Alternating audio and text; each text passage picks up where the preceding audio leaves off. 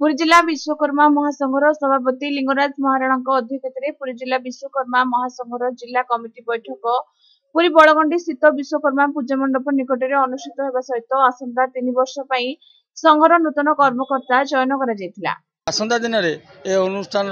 उत्तराउत्तर उन्नति कामना करी मु अनुष्ठान समस्त कार्य सुरुखुरे करी मो बंधु मानू मो सहयोगी मानू नहीं कम करी ए प्रतिश्रुति मुझे प्रत्येक सुविधा असुविधा आईन परामर्श ने अनुष्ठान उन्नतिमूलक काम करी। आज निर्वाचन नूतन कर्मकर्ता निर्वाचन होता एवं से निर्वाचन रे मते साधारण संपादक जिला कमिटी रे दायित्व दिगला एणु आशा करुच्ची निश्चित भाव पुरी जिले में बसवास करुवा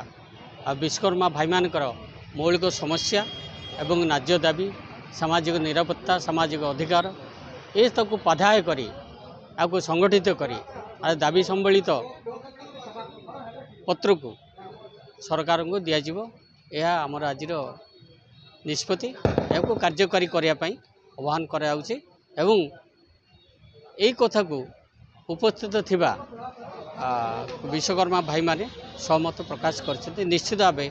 सरकार जदि आमर दाबी पत्र को ग्रहण करी आर आशु समाधान न करती ताले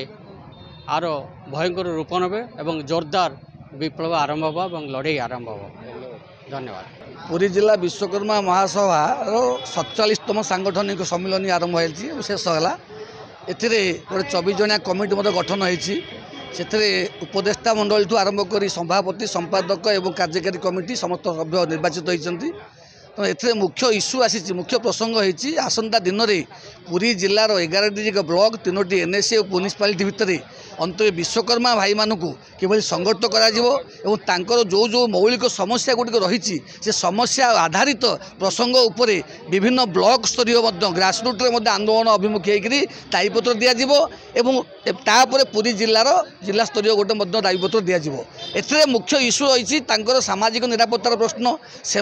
जो आर्थिक प्रसंगर प्रश्न एवं प्रत्येक दिन काम पाइबार प्रश्न ता सहित ये विश्वकर्मा मानकर जो कला संस्कृति को रखापी जगे रखापी अंत पुरी जिले में अंत सरकार गोटे से ट्रेनिंग सेंटर अंत से कला और संस्कृति गोटे ट्रेनिंग सेंटर खोला गले अंत ए वृत्ति प्रति लोकंर आग्रह बढ़ो एवं एथिबा काम करुवा सभ्य माने से वृत्ति की से कौलिक वृत्ति की आपणेबे एवं ता सहित से सामाजिक निरापत्ता ठूँ आरंभ कर अवसरकालीन जो सहायता दरकार से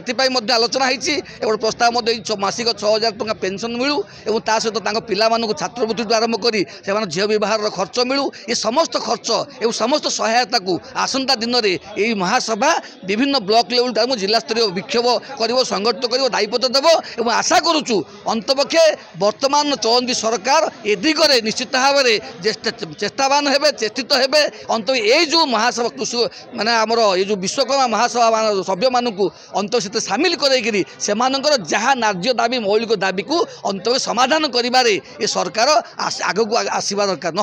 निश्चित भाव सबू संगठित भाव में ये जो लक्ष लक्ष संख्यार जो विश्वकर्मा अच्छा निश्चित भाव सरकार विरुद्ध में जोरदार आंदोलन करने बाध्य हे।